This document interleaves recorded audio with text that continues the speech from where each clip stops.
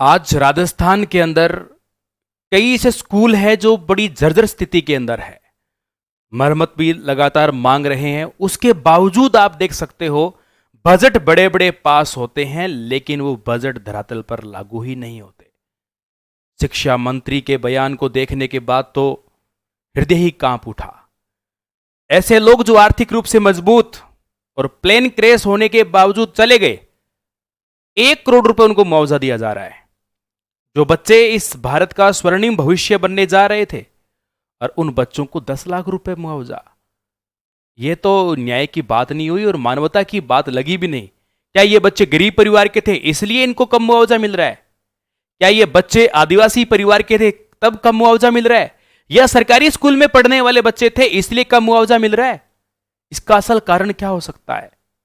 मैं आप सबको बता दूं, जितने भी मंत्रीगण देख रहे हैं और राजस्थान की तमाम जनता को बता देना चाहता हूं, ये केवल एक झालावाड़ का स्कूल नहीं, आज एक और स्कूल की छत गिरी है। और इसके अलावा झालावाड़ जैसे स्थिति से उससे भी ज्यादा खतरनाक स्थिति में राजस्थान के 1000 के लगभग बड़े स्कूल्स हैं। बहुत सारे स्कूल्स ऐसे भी हैं जिनके अंदर छत है ही नहीं, बिना छत ही पढ़ाया जा रहा है। बाहर का दरवाजा टूटा हुआ है, 4 दीवारें टूटी हुई है। आप एक बार इस रिपोर्ट को देखिए। इन पत्रकार महोदय को धन्यवाद जो इन्होंने धरातल की रिपोर्ट पेश की है।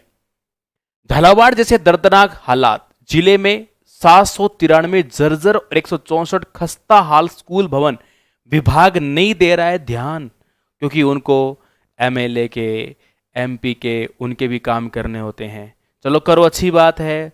और बजट आया धरातल पे लागू ही नहीं हो पाते हैं और गायब हो जाता है, ये तो अच्छी बात नहीं है ना। अपने आप को मजबूत करना ये कार्य नहीं होता। जिससे ये सब बनते हैं वह विद्यालय, विद्या का घर, उसको कमजोर होकर कैसा काम चलेगा। झालावाड़ के पिपलोदी गांव में राजकीय उच्च प्राथमिक विद्यालय की छत जो थी वो ढह गई। हादसे में कई बच्चे हताहत हुए। सरकार बार बार जर्जर हाल भवनों में बच्चों को नहीं बिठाने की हिदायत देती है, पर स्कूल भवनों के मरम्मत के लिए पर्याप्त बजट देने की बारी आने पर हाथ खींच लेती है। ऐसे में स्कूलों में छत ढहने पर, प्लास्टर गिरने से हादसे आए दिन आते रहते हैं।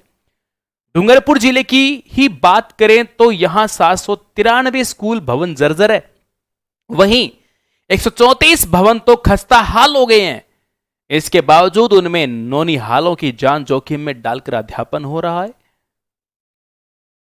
समस्त संस्था प्रधानों को बारिश के मद्देनजर आवश्यक निर्देश जारी कर रखे हैं। जर्जर हाल भवनों में बजट के प्रस्ताव भी भेज दिए हैं, लेकिन उसके बावजूद कुछ भी नहीं हो पाता है। आरएल डामोर जो हैं, ये सीडी डूंगरपुर की रिपोर्ट आप देख सकते हो। 2210 सरकारी स्कूल है डूंगरपुर जिले में, केवल 793 भवन जर्जर हालात में, 134 भवन है जो अति जर्जर हालात के अंदर है। अब आप सोच के देखो, ये तो हमारे यहाँ पर स्थिति है इनकी, आप देख सकते हो। ये तो केवल एक डूंगरपुर जिले के बारे में बता रहा हूं। मैं तमाम शिक्षक भाइयों को कहना चाहता हूं, तमाम उन राजस्थान के गार्जियंस को, अभिभावकों को कहना चाहता हूं कि आप सबके बच्चे जो सरकारी स्कूल में पढ़ने जा रहे हैं, आप मिलकर, शिक्षक भाई सब मिलकर, और आपके आसपास के नेतागणों के पास पहुंचो। जब आप चुनाव मांगने आते हो तो हाथ जोड़ जोड़कर हमें कहते हो हमें वोट दो, हमें वोट दो। जब आप आ जाते हो चुनाव के टाइम में और अब आपकी ये जो संकट की घड़ी है, और विद्यालय जहां से राजनेता भी निकलता है, प्रशासन भी निकलता है, हर प्रकार का अधिकारी उसी विद्यालय से निकल कर जाता है, तो ये आपकी जायज मांग है। और ये अपने जो नेतागण हैं, जो आपके विधायक साहब हैं, सबके पास पहुंचो, उचित मार्गदर्शन मिलेगा। बजट के लिए आवाज उठाएं, और सदन भी चल रहे हैं अब तो फिलहाल, तो आवाज उठवाओ इसकी। और ये बहुत जरूरी मुद्दा है, क्योंकि ये दुख का विषय है बहुत ज्यादा। क्योंकि इन आदिवासी बच्चों को या राजस्थान के बच्चों को या गार्जियन को मुआवजा के लिए, हम नहीं है कि आप मुआवजा देने के लिए सरकार के पास पैसा आ रहा है, हाँ, कि छत गिरने से बच्चे चले गए, उनकी जान चली गई, उनको मुआवजा देंगे। अब पैसा तुरंत आपने बड़ी बड़ी घोषणा कर दी कि हम मुआवजा दे देंगे, नौकरी दे देंगे। अब तो आपके पास सारा ही बजट आ रहा है ना, तो आप समय रहते हुए आपको भविष्य में, मैं नहीं चाहता कि राजस्थान में किसी भी परिवार को आप मुआवजा दो और ऐसी हमारे यहां नौबत आए कोई बच्चा छत गिरने से मरे और उसको आप मुआवजा देने के लिए आओ। यह राजस्थान सरकार की किसी मुआवजे का भूखा नहीं है और नहीं लेना चाहता है। कोई मुआवजा न मिले, मैं ऐसी मंगल कामना करता हूं ताकि आप इस राजस्थान के सरकारी स्कूलों का निर्माण करवाए। केवल राजस्थान ही नहीं, पूरे भारत के जहां जहां जर्जर स्थिति में स्कूल हैं, उन तमाम स्कूलों की मरम्मत हो और उन तमाम स्कूलों की तरफ ध्यान भी दिया जाए। आए दिन छत गिर रही है, यह अच्छी बात थोड़ी है।